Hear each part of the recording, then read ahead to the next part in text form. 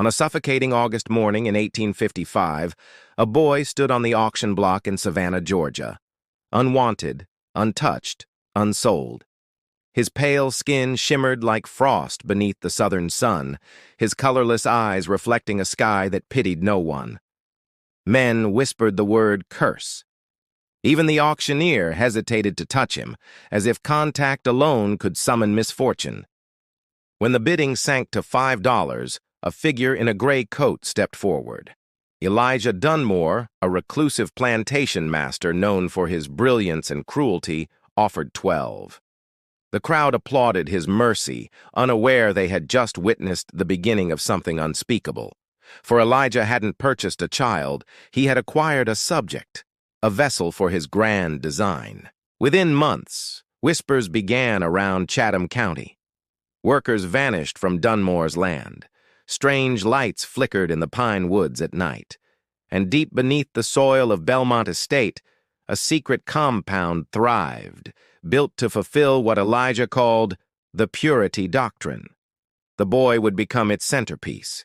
His name was Thomas. His life would become a ledger of silence, obedience, and the unholy pursuit of perfection. History forgot his voice. But tonight, we let it speak. If stories like this pull you into the shadows of forgotten history, stay with us. Hit subscribe and turn on notifications, because every week we unearth the truths buried beneath polished textbooks.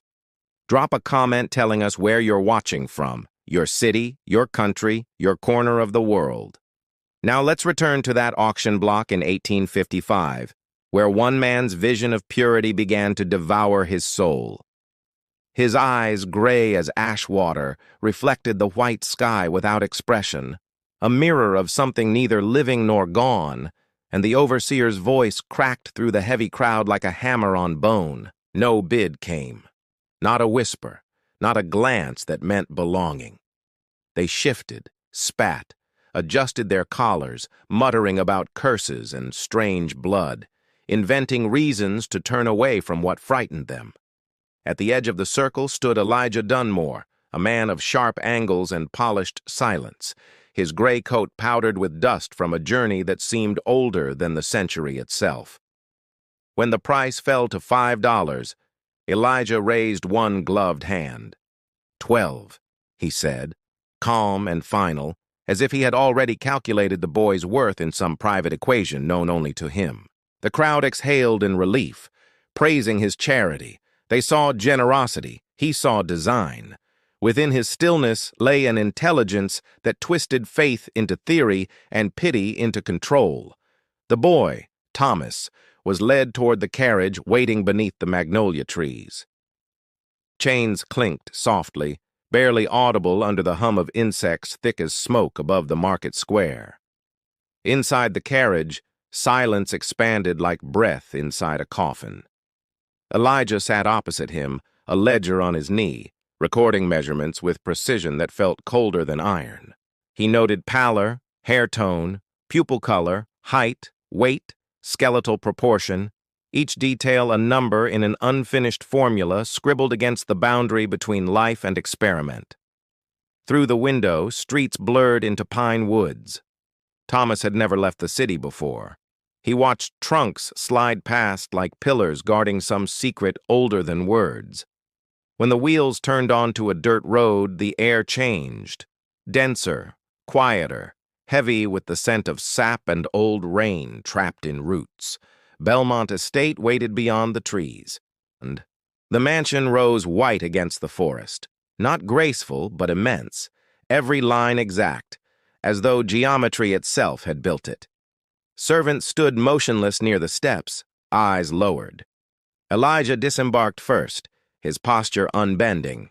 He gestured, and Thomas followed, unsure if obedience was instinct or survival.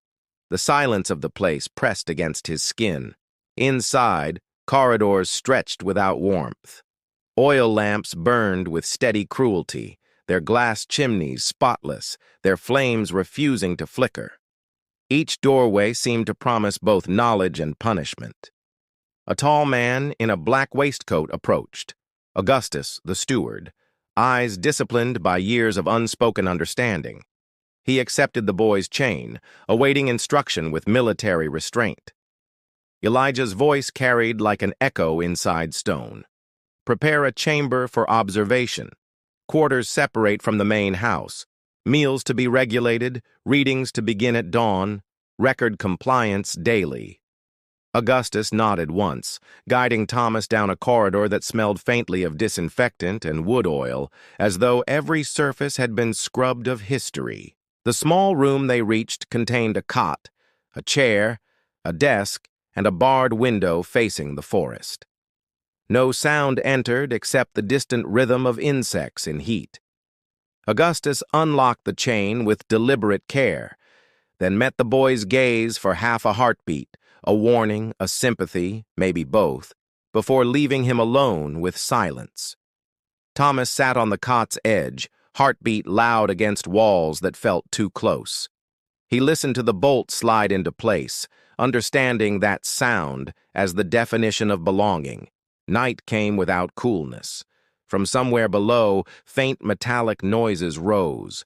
Hammering, saws, something being constructed where no neighbors could hear.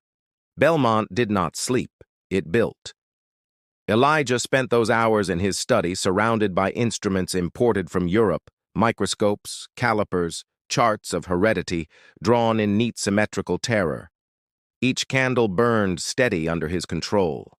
He wrote in his ledger, Subject 0 acquired August 17, 1855. Pure manifestation. Objective. Verify transmission principles. Hypothesis. Deviation can be refined into design. Method. Isolation. Instruction. Measurement. Endurance. When he closed the book, his hand lingered on its leather cover as if he felt the pulse of the idea itself. Outside, the wind shifted through the pines, carrying nothing human. Morning began with discipline. Augustus woke Thomas at 6, provided coarse bread and a mug of water, and stood watch as the boy ate, recording the minutes without expression. Elijah entered soon after, bringing a measuring tape and a calmness that froze the air. He spoke softly, explaining each action as though teaching rather than commanding. He believed in method, not emotion. To him, control was mercy, and precision was salvation. He measured growth as though charting the geometry of sin. Thomas endured the inspection silently, eyes fixed on the far wall where light from the barred window trembled like a trapped bird refusing to die quietly. After measurements came instruction. Elijah placed books on the desk, anatomy sketches, botanical catalogs, essays on the nature of inheritance, and began reading aloud in tones that made knowledge sound like confession. Words about lineage, purity, and order filled the room. To Thomas, they were clouds of meaning without air. To Elijah, they were scripture for a God he intended to become. Days bled into one another, heat into memory. Routine replaced identity. Every moment was counted, weighed, reduced to lines in a journal thick with conviction. Sometimes Thomas saw other men across the yard, workers moving crates toward the hidden buildings beyond the tree line, each one vanishing behind the same narrow path. At night, those unseen structures glowed faintly with lamplight, forming constellations of secrecy against the black woods. He wondered what names those places carried and dared not ask. Once he overheard Elijah speaking to Augustus in the corridor, discussing heritage control and generational refinement. Their voices were calm, their words colder than punishment. Thomas began to dream of numbers, endless columns repeating like chains. He woke each morning convinced that even his thoughts were being recorded somewhere he could never reach. By the 3rd month, Elijah allowed him limited access to the library, rows of leather-bound certainties where science replaced mercy and logic, excused everything it touched. Thomas read obediently, though each paragraph felt like a slow exchange of his own humanity for understanding. Ignorance had been a shield. Knowledge was exposure. Outside, autumn came unnoticed. Leaves turned brown and fell like burned paper. Within Belmont, time measured itself only by experiments and silence. Elijah wrote another entry. Subject learning rapidly, potential high.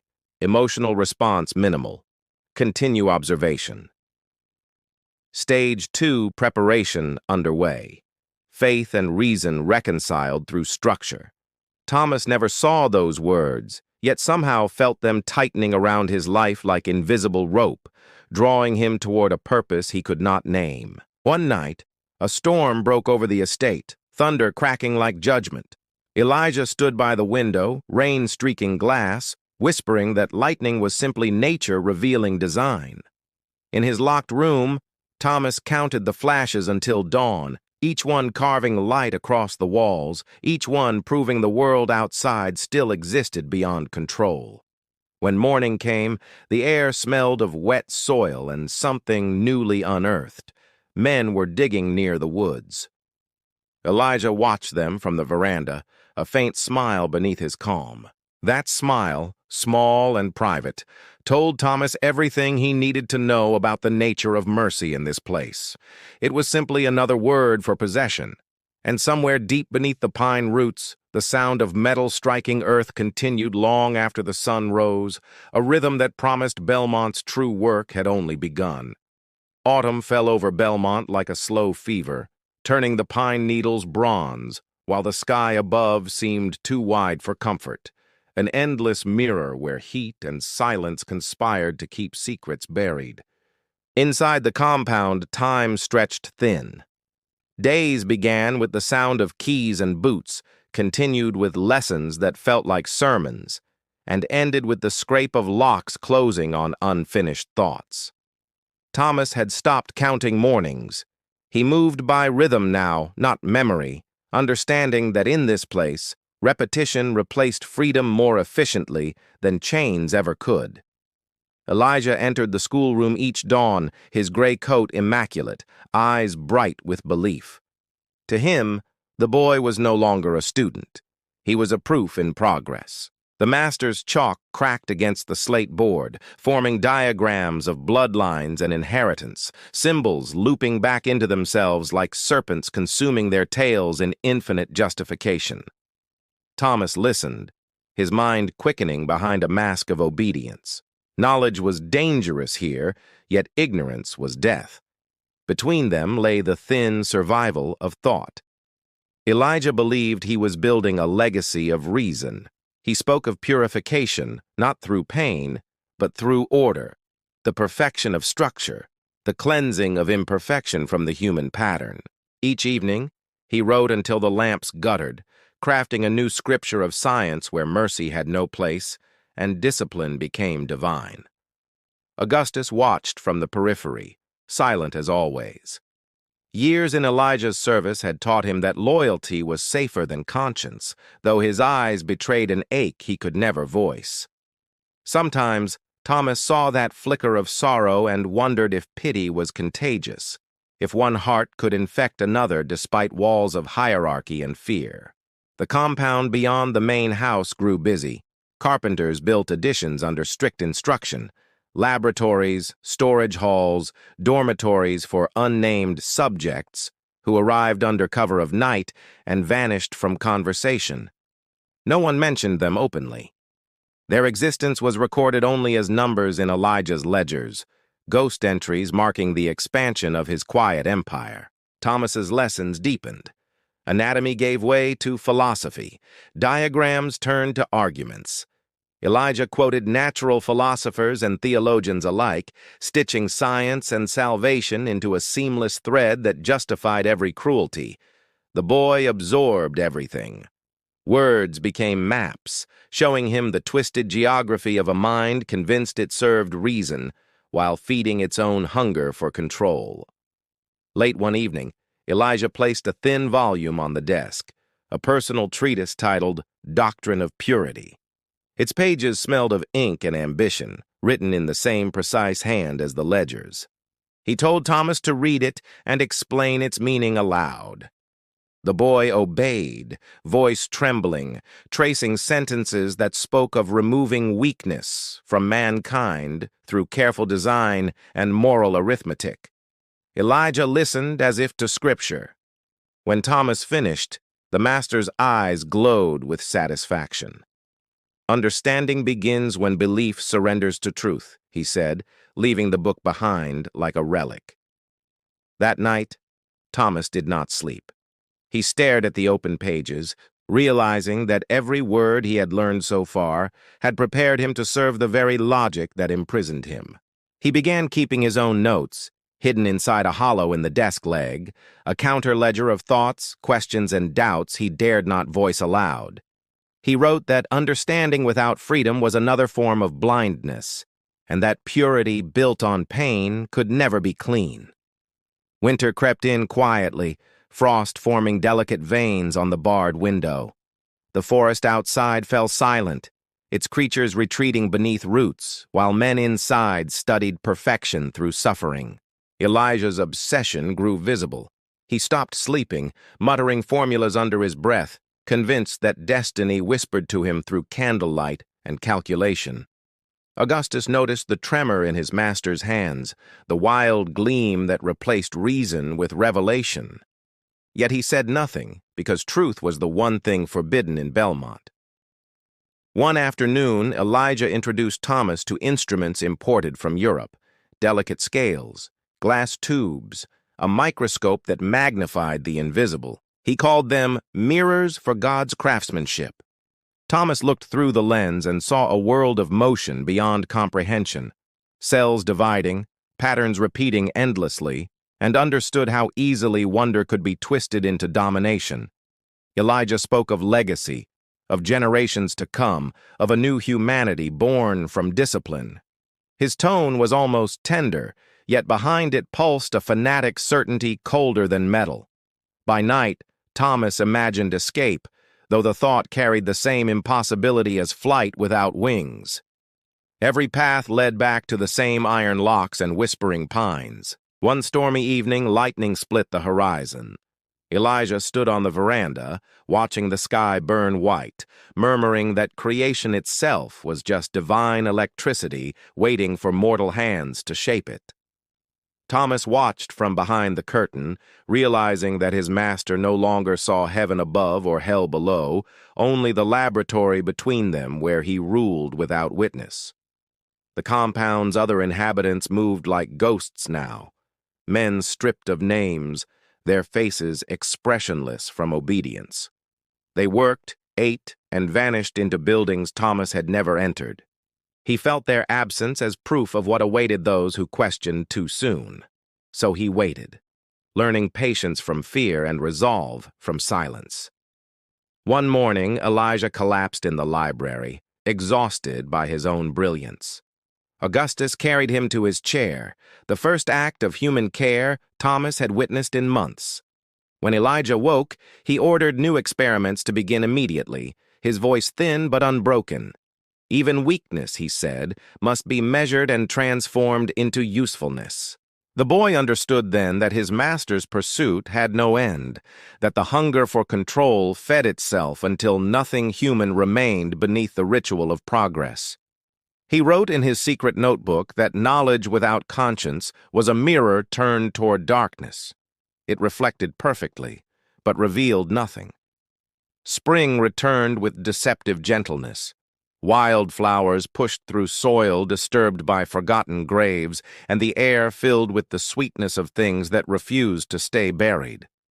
Elijah grew reclusive, his letters unanswered, his theories dismissed by colleagues who had once admired him.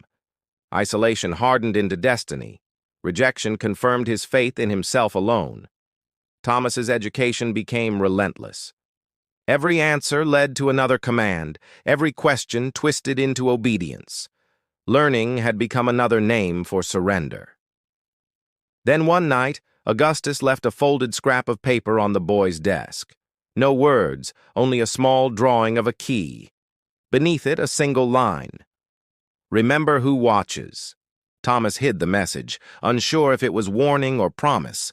Yet it ignited a small, dangerous light inside him, the first spark of defiance that knowledge could protect rather than destroy. Outside, thunder rolled over Belmont again, echoing through corridors that smelled of ink, dust, and madness. Within those walls, the doctrine of purity waited for its next chapter to begin.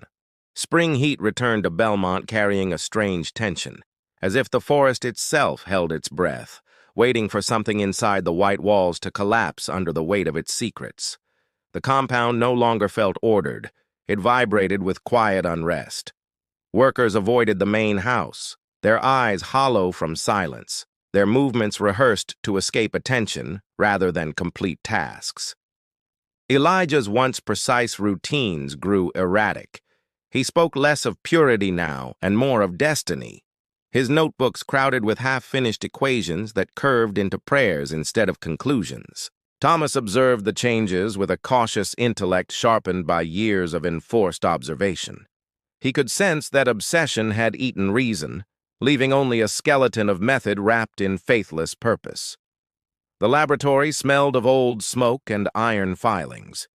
Instruments lay scattered across tables, glinting beneath oil lamps that burned day and night without pause, as though darkness might swallow the doctrine itself. Each dawn, Elijah paced the veranda, dictating new measurements that no one understood. Augustus followed, recording every word while pretending not to hear the tremor in his master's breath. Thomas continued lessons alone, copying formulas from memory, annotating them with questions he never asked aloud. The pages filled quickly, a second scripture hidden beneath the official one. He began seeing patterns that Elijah overlooked, irregularities in his data, contradictions between theory and result. Where Elijah saw divine variance, Thomas saw the failure of a system built on arrogance. The awareness frightened him. Knowledge here was fire. If it burned too brightly, it would draw attention and punishment. Yet ignorance was the colder death waiting in every obedient silence. One afternoon, thunder rolled over the pines while Elijah addressed the remaining servants in the courtyard. His speech carried no warmth, only warning, a sermon about loyalty and the burden of enlightenment. He declared that faith in structure must outlive faith in comfort, that sacrifice was the proof of devotion. Men nodded because disagreement meant disappearance into the buildings beyond the trees. Afterward, Augustus found Thomas in the corridor and handed him a folded note written in tight script. "Tonight? Listen," it said, nothing more. But the message pulsed with urgency. When midnight came, Thomas pressed his ear to the floorboards. Beneath the main hall, he heard footsteps, murmurs, the scrape of wood. Someone was moving things, maybe destroying evidence.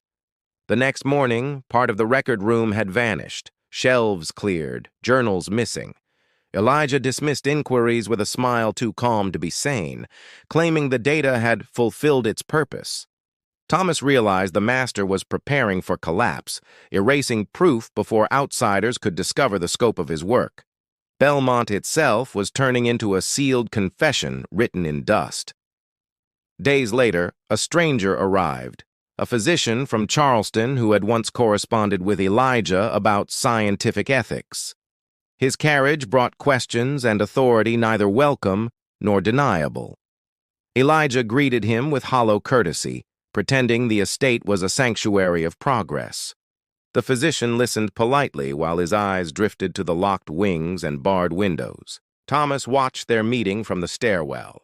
He saw the first crack in Elijah's confidence when the visitor asked to inspect the laboratory records personally.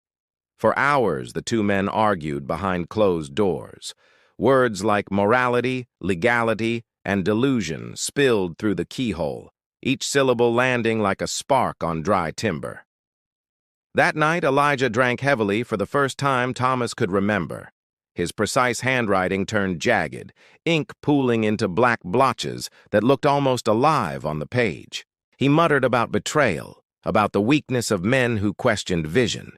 His voice carried through the corridors like wind trapped inside a bottle, desperate and directionless.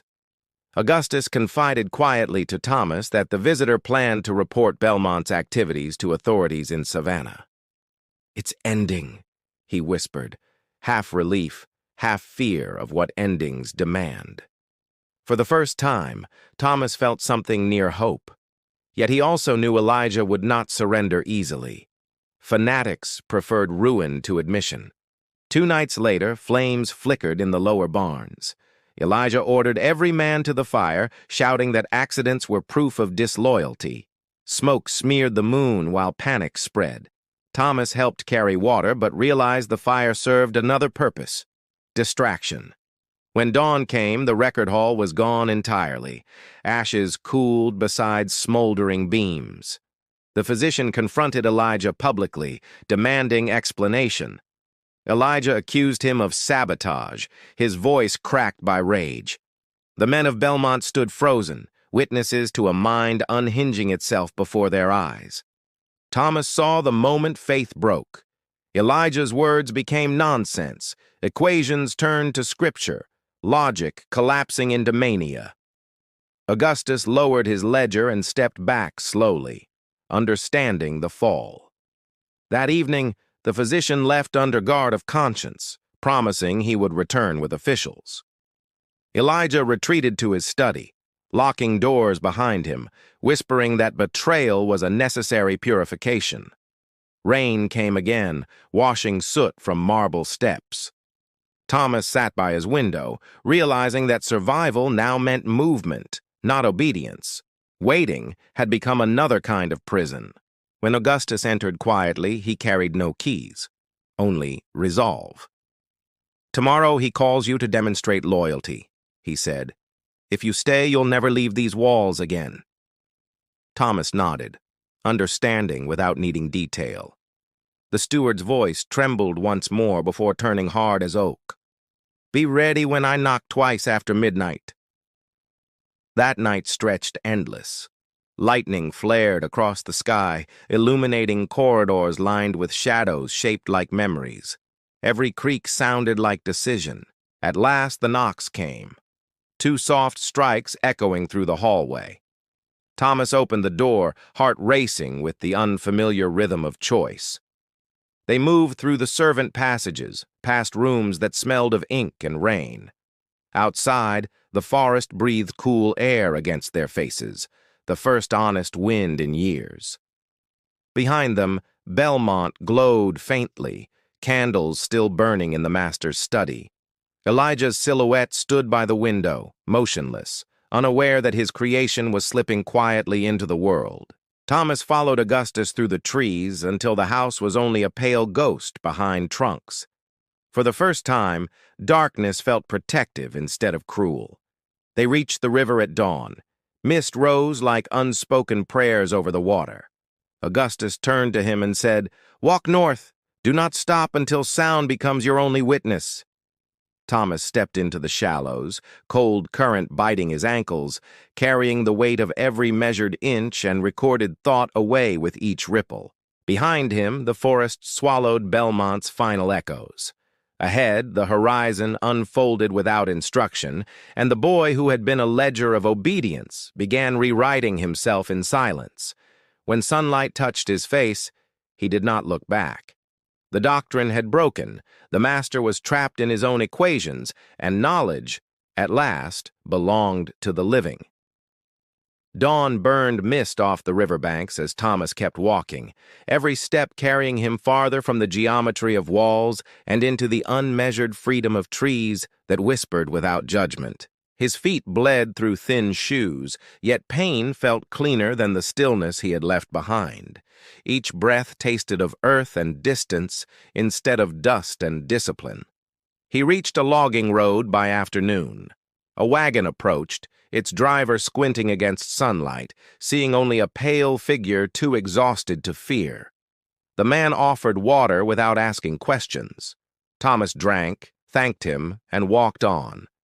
He learned quickly that the world did not recognize him, and that anonymity was another kind of protection. Days turned to weeks across backcountry trails.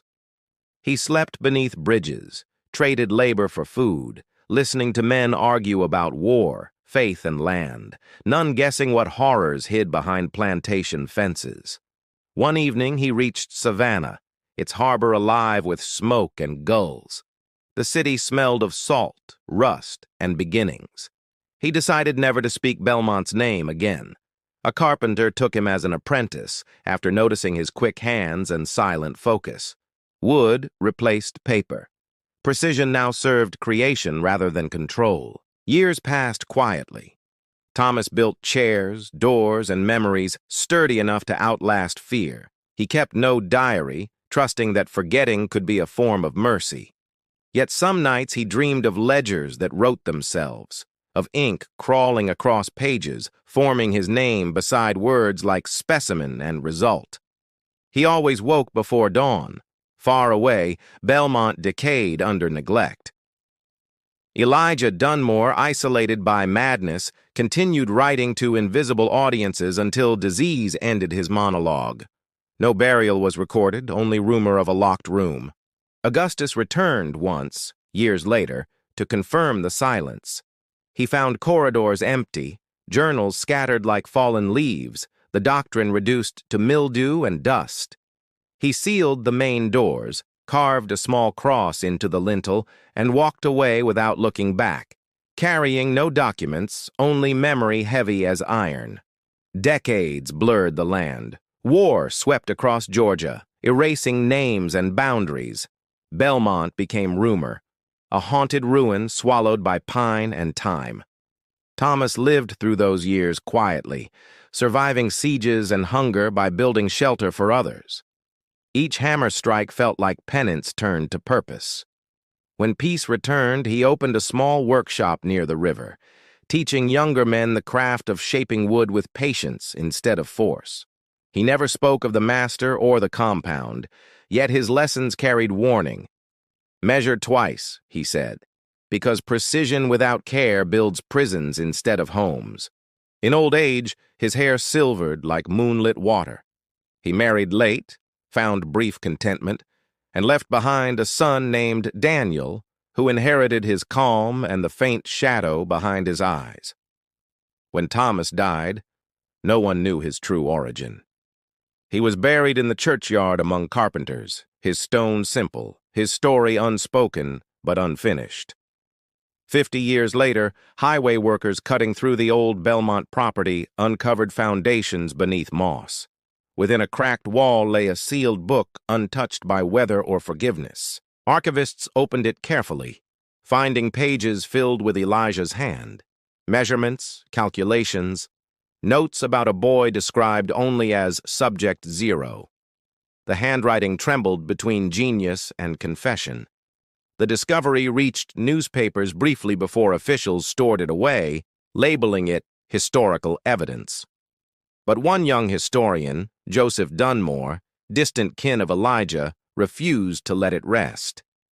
He read the ledger by lamplight, feeling unease grow with every entry until he reached the final note. Subject escaped, doctrine incomplete, correction inevitable. The page ended there. Joseph traveled to Savannah seeking context. Records had faded, testimonies lost, yet whispers persisted among old families about a pale craftsman who built truth into timber. In a riverside churchyard, he found the grave of Thomas Hargreaves, a name unfamiliar, yet connected by instinct. He stood there long after sunset, understanding what the ledger could never quantify.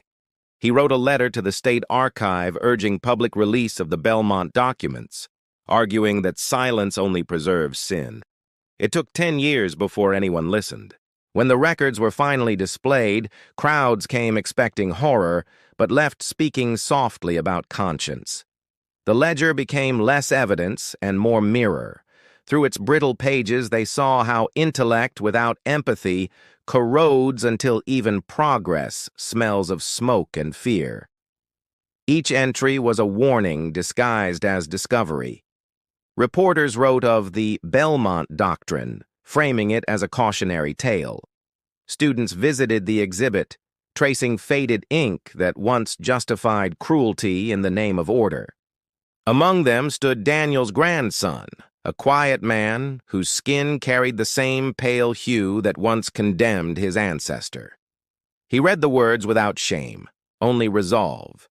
He understood legacy not as curse, but responsibility. To build differently, to measure worth by compassion rather than symmetry. History's wound could heal only through remembrance, not denial. Outside, modern traffic roared where pines once whispered.